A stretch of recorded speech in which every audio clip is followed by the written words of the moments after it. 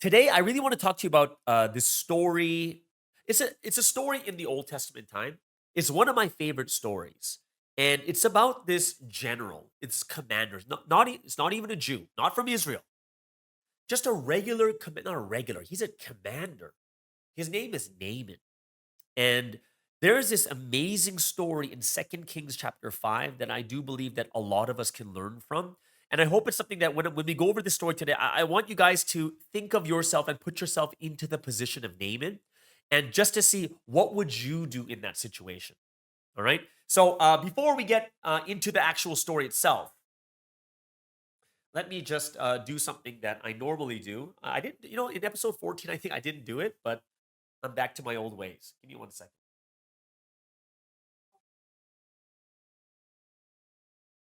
Okay. All right. So, woo. I think I blew my nose too hard because I'm starting to see stars. These stars everywhere. I blew a little bit too hard. Okay, so now that I got that out of my way, let's get into the story from Second Kings chapter 5, and this is a story of Naaman. Okay, Naaman, and he was the commander of the armies of Aram. Okay, so here it is. This is a great story. Second Kings chapter 5. We're not going to go through. We're not going to read every single verse, but let me give you a summary of what the story is about. Okay, so in the story, once again, great commander of an army. His name was Naaman, well respected, loved by his king and everyone around him. But he had this one dark secret that he didn't want anyone to know. And he actually had leprosy, right? So this is something, especially back in the times of the Old Testament, people were shunned. People were considered unclean for having leprosy. And this is something that he wanted to hide. He was ashamed of it, right? So when you start looking at verse 2, you're gonna look at verse 2 and it says, like, there was one day there's a servant girl from Israel. So the young girl from Israel is now servant of Naaman's wife. And she, because she's living with the wife, she's the wife's servant, she actually gets to see that dark secret. And she sees, oh, here is Naaman bathing. Ah, he has leprosy. And this young servant girl can probably see Naaman worrying about it, talking about it with his wife and such, and probably Naaman's wife probably talks about it openly to the servant girl too. Now the servant girl says something interesting and says, "Hey, if you only knew that there was a man of God, there is a prophet in Israel, and this guy can heal you of that leprosy." So Naaman hears about this news, gets really excited, says, all right, okay, I got to do this. This is the person that's healed leprosy before. I got to go to this person. So he bravely, courageously goes and tells the king. And he's like, King, kind of ashamed of this. I got to let you know, leprosy. I know it's really shocking, but there's a servant girl from Israel, and she said that there's a guy there that can heal me of leprosy. Can you please let me go? Now, this is something that's very courageous. Why? Because dark secrets aren't things you tell people. This dark secret, he held it from his king, but now that he has his chance to be healed, he goes to the king, courageously says, I got leprosy.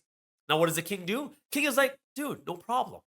I'll even write a letter for you to the king telling him, look, I send my servant Naaman, and he's going to get healed of his leprosy over in Israel. Right? So here is the king who even signs off on it and even does extra for Naaman there. So what happens next? So Naaman goes to Israel. And of course, the letter is given to the king of Israel. And the king of Israel is like, oh no, what's going on here? I can't heal this guy. Maybe they're trying to pick a fight. Maybe they want me to try, and then he can't get healed, and then we're going to go to war because of this. And the king of Israel is so like distraught.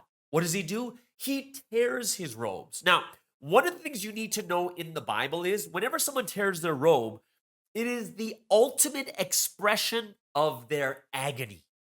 He tears his robes like, oh, what am I going to? This is the worst thing that's ever happened. He tears his robes. Now, there was a prophet. His name was Elisha. And Elisha hears about the king tearing his robes and he says, okay, probably he's like eating an apple. He's like, what? Hey, why tear your robes? Send him over to me. I'll heal him. Not a problem. right? So the king is like, oh, thank God. And he sends Naaman to the prophet. Now, Naaman, what's he doing?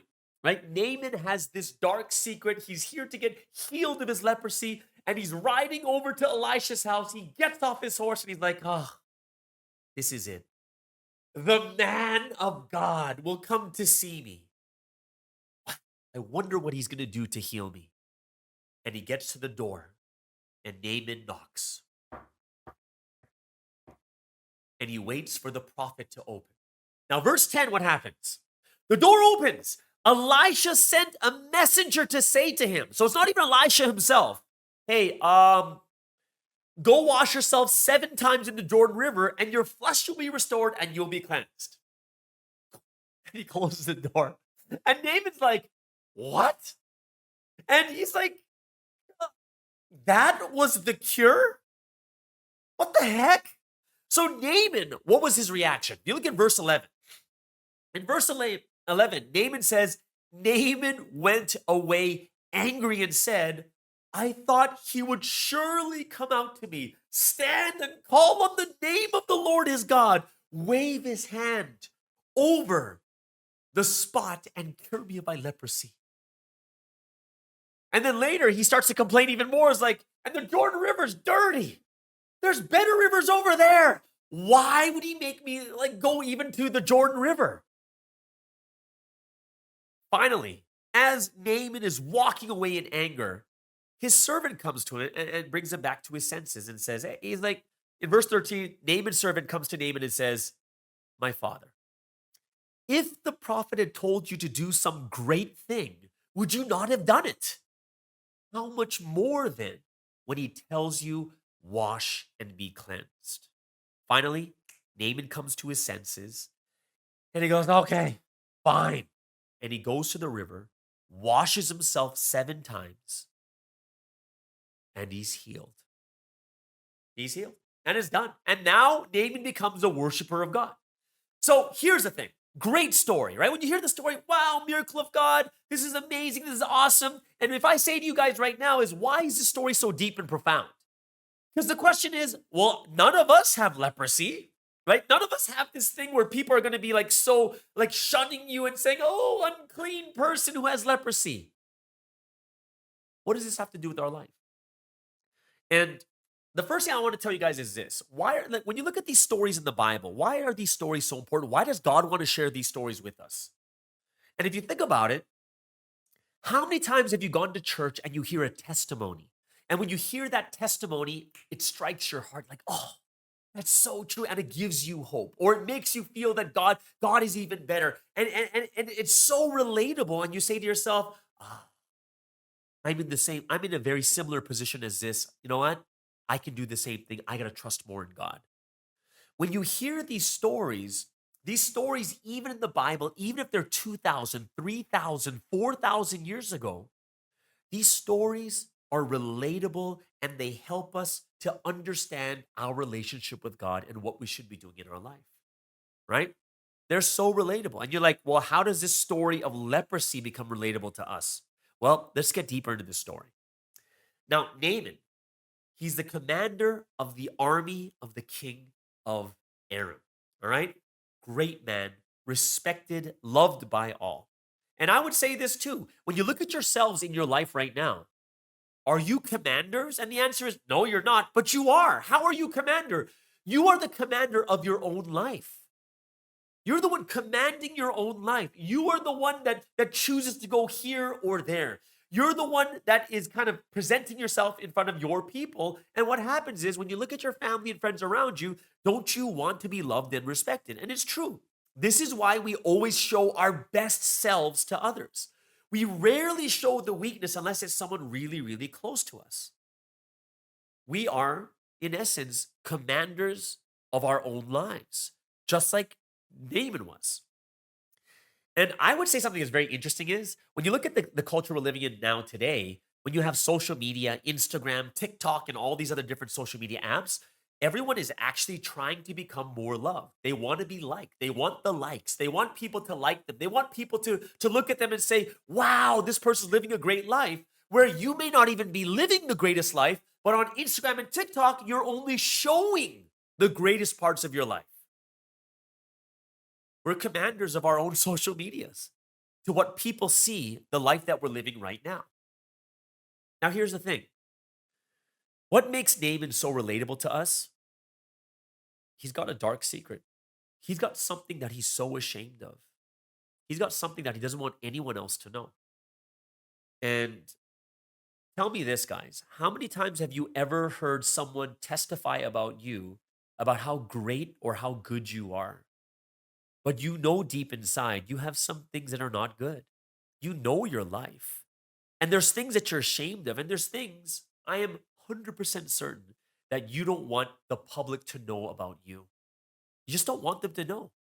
And we hide these secrets. We hide these things from all the people around us, right? Right now, you can think about all the things you're embarrassed about your life right now. The dark secrets that no one else knows, that you only want to keep to yourself, and it's shameful. But the one thing is, even though we have these dark secrets, us too, we're trying to get rid of it. We're trying to find a way to get rid of it. We're trying to find a way to stop that bad habit. We're trying to find a way to stop doing those things that are hurting the people around us, but it's really hard. Is there a way? You know, when I was younger and growing up, one of the things I was so self-conscious about was my skin.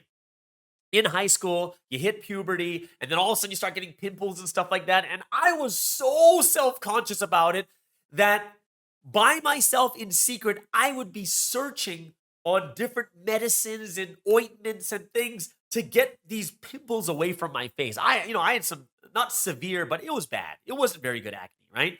And before, when I was younger, people would always compliment me how my skin was so nice. But then in high school, hitting puberty, it was so bad. And secretly, I'd be searching and researching, and I'd be buying things, without my parents knowing, because it was something that I was so ashamed of. And what happens is, we get to a point where we've tried everything and we almost gave up.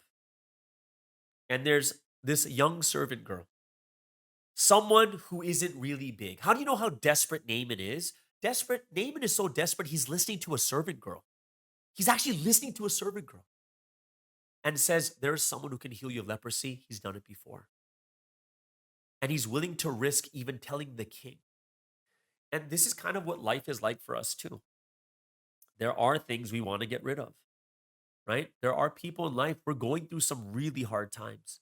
We're going through the meaninglessness of life. We're going through the things that feel like, why am I even doing this? And we're looking for a solution. Why? What's the purpose of living? But when someone tells you, even though there's someone you might not even have like highly respect, because you're so desperate, you're like, okay, well, who is this person? Tell me about this person here. Naaman goes to the king. And he tells someone about it and says, hey, this is what I'm going through right now. And, it takes a lot of courage to tell someone because, you're so ashamed of it. You kind of think to yourself that sometimes people are going to judge you or they're going to shame you because of what you're struggling with. And what usually happens is you're telling someone who's really close to you. And what are they going to do? They're going to be people who are going to support you more than anything else. They're going to support you. And it's really shocking. Like, what? And the king's like, yeah, I'll even write a letter for you. Don't worry. I got you covered. And it makes you realize that sometimes telling someone, especially someone you trust or someone you love and they love you, is not a bad thing. You can tell people. You can get help from people too.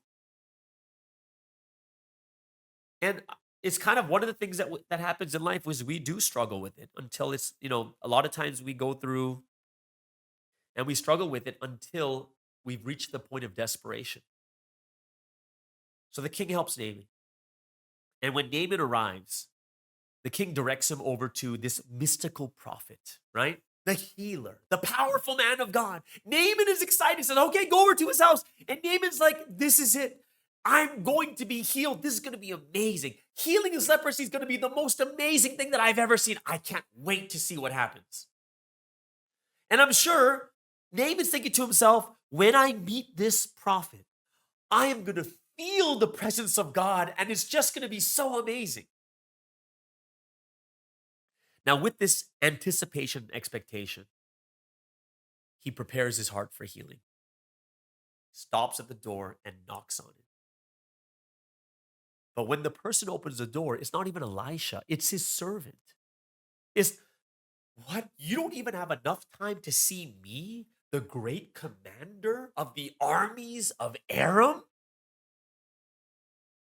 And he gets angry and walks away without doing it. Now, here's the thing. One of the biggest things that kind of kills us in faith is when we have these expectations of God, how God is supposed to do something. And I'm going to tell you right now, there are many times, even when you read the Bible, your expectation of how God does things is like, oh my gosh, well, God's got to do it like this. Oh, God's got to heal me like this. God's got to do it like, oh, well. And here is Naaman, and what's his thoughts? Well, I thought the man of God would wave his hand over the spot, say some shabalaba, habalaba, and say all these crazy things, and all of a sudden, and you'd be like, oh, I'm so healed. This is amazing. Hallelujah. Here's some gifts, whatever it is. But instead, it's something so normal. It's so normal. Right? How normal is it? It's a servant coming like, all right, go wash yourself there and you'll be done. Bye-bye. And a lot of times we're stuck in that expectation of this mystical fireworks and fanfare that God has to do things in that way.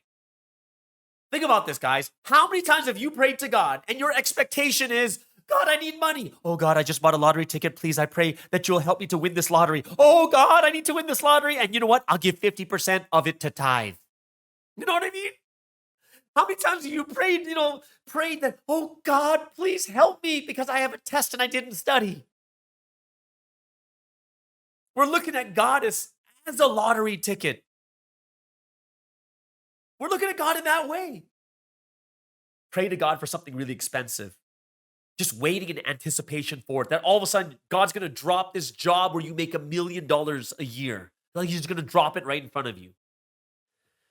The funny thing is our expectations of how God works is so off. Because when you look at your entire life and you see how many times God has worked in your life, it has never been that mystical. It had never been the and fire comes out and everything is resolved. It never works that way. It's very rare things like that actually happen. Have you ever seen that in your life? Most people haven't.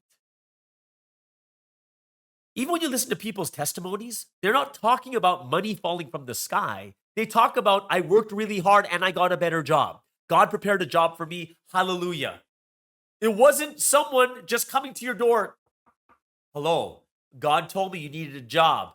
Here's a job for $1 million a year. It doesn't happen like that. And just like Naaman, we have that same expectation, and we get angry when God doesn't answer it the way that we want. Remember Naaman in verse 11? Oh, for sure, God, you will be healed. That's what he's expecting. You're like, that's so lame. Just a servant tells me to do this? And then think about this. How many times have you done what Naaman did? Naaman's like, first, the prophet doesn't meet his expectation, number one. Number two is he's trying to convince himself that this is bad, but he says, oh, and Jordan River is too dirty. You know, there's so many better rivers than this. You start to think about more and more reasons why you're right. That's how we are. But it's his own servant that kind of brought him to his senses. And I find this very interesting. And I'll talk about this a little bit more later, but every time there was something that good came about, it was always through servants. It wasn't through the original person. It's always through the one that they sent. It was the young Israeli servant girl that told them there was someone who can heal. Then the servant came out, and the servant came out and says, hey, wash yourself 7 times. And then now, after Naaman is angry and walks away, his own servant comes to him and says what? Look, if he told you to climb Mount Everest, find a rare flower that's guarded by a fire-breathing dragon, kill the dragon, grab the rare flower, would you do it? He's like, yeah, because it sounds like it's worthy, right? Now, How much more then can you just go to the river and wash yourself 7 times? And Naaman's like, ah, okay, I got it. All right. And I think one of the things that we can recognize from this story is look at the way God works. How many times have you seen God himself? How many times have you seen God literally himself? Or has it always been through someone talking to you? You're inspired, and then you're like, wow, you really spoke to my heart. How many times have we actually seen God? No, we're always seeing and hearing God through his servants, through people that are around us. And if you even look at yourself, if you miniaturize everything just to yourself, you know who the servant is? The servant is your conscience. The servant is that poor, wretched servant inside of you. Sometimes it's your spirit that you rarely listen to, but that servant inside of you says, "Come on, man, come on, just try. At least try it. You can't just walk away. You came all the way here. You might as well do it." And what he does is he goes into the river. He dips himself 1 time, no change. 2 times, no change. 3, 4, 5 times, no change. And you know, Naaman's probably thinking, oh, here is that Elisha trying to make a fool of me. Nothing's changed after 5 times. 6 times, nothing changes. But only after the 7th time he washes himself, everything is cleared and clean after the 7th time. Now we know scripturally speaking, 7 is the number of completion. It is the perfect number. It's only after you completely do something, something works or something happens. And symbolically, 7 times he washed. And after the 7th time, this is when he was healed.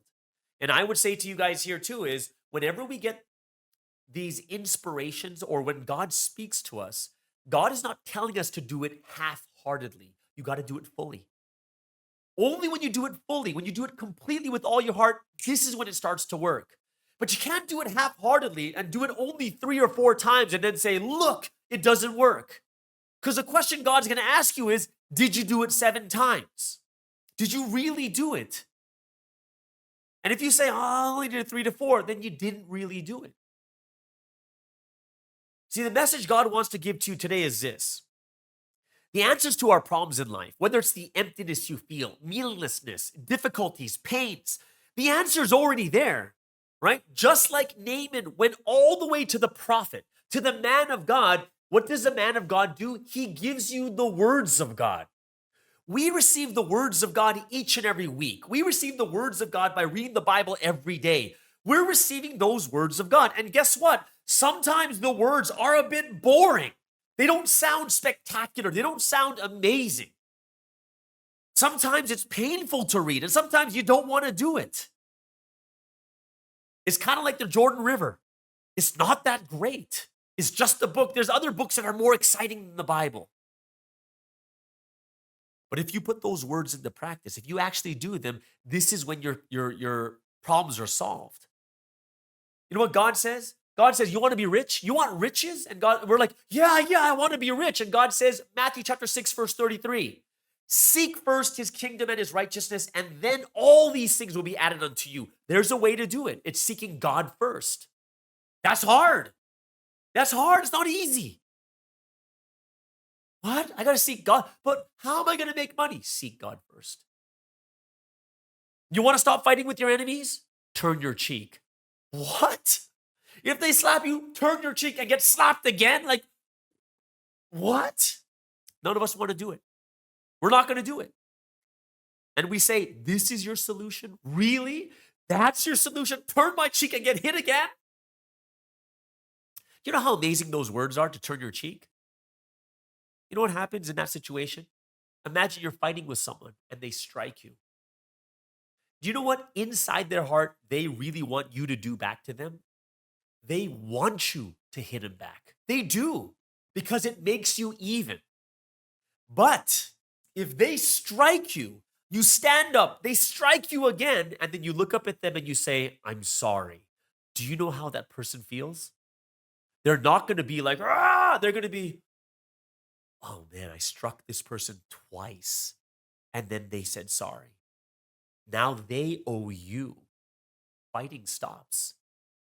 That's the power of the words of God. Yes, in the short term, you're going to have a lot of pain, but people don't actually do it, right? Our solution is, shouldn't I just go learn MMA? Shouldn't I just learn boxing? And then when they come to punch me, I can punch them back, right?